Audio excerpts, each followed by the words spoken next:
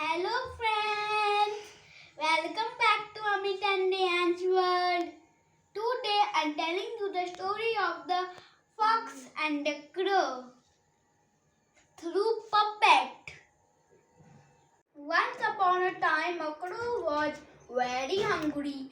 Caw, caw, caw. But he did not get anything to eat.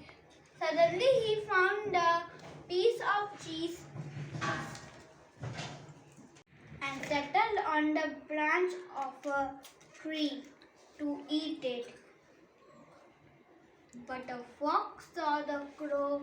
She was hungry too and wanted a piece of cheese for herself. So she walked up to the root of the tree and spoke to the crow. "Oh, my dear crow, how beautiful you are! How glossy your feathers! How bright your eyes!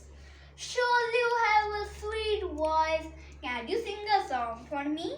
The crow felt proud on hearing this and began to sing its best. But the moment he opened his mouth, the piece of cheese fell down to the ground. The fox snatched it up and said to the crow, "Thank you, crow. That was all I wanted." The moral of the story is, do not just flat rest.